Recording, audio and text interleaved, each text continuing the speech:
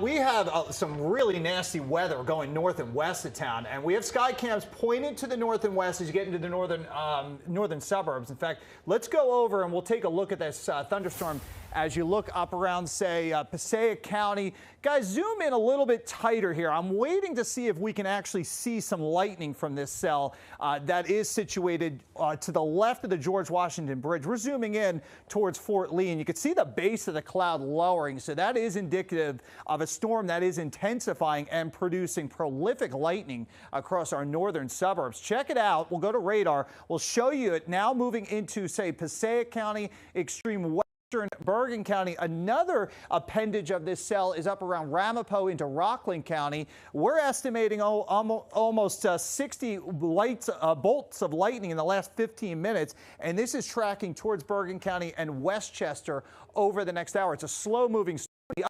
We've noticed is we are detecting lightning in the city from a storm that is 30 miles to the northwest. So it actually is producing some thunder and lightning in Midtown. You may have heard it the last 15 minutes, and you can see more activity starting to populate as you get around the Yonkers area. There's a flash flood warning until 1 o'clock for Sussex and Warren County. This area that was flash flood warned, we are seeing the rain pushing off to your east, but nonetheless, it's still a very important storm heading towards the Patterson area and then eventually as you get into the northern suburbs. The Bronx, by the way, nothing yet, but we are expecting that downpour to your in the next hour. Check out the rains already in the last couple hours. Stardust County picking up 4 inches of rain in 1 hour. That's the type of dynamics we're talking about with these storms. We have more storms firing off to the west, western Pennsylvania, upstate New York. They're already severe warned, and that's the batch of storms that gets in here as we head towards the afternoon and evening. If you leave the city a little early, that is definitely the best guidance I can give you because everything, that window of dryness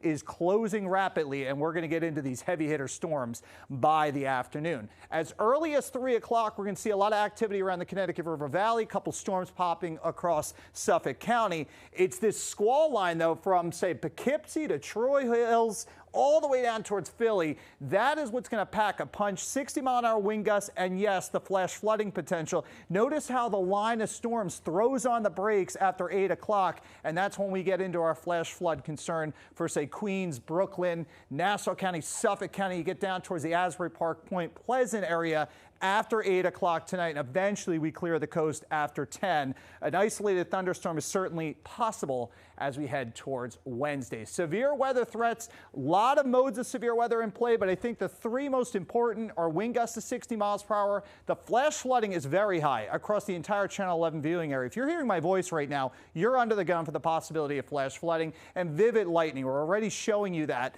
10 minutes to 10 o'clock.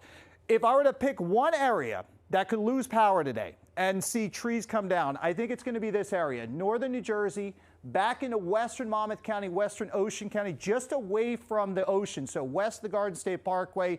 Yes, could the city see a 60 or 70 mile an hour wind gust? Sure, but the potential is the highest as you go south and west of the city.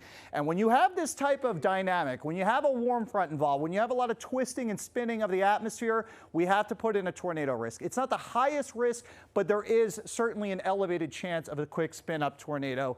Obviously, we have a flash flood concern through the course of the day. By the way, Bertha is out there in the Gulf, but we'll talk more about that tomorrow when the weather quiets down here.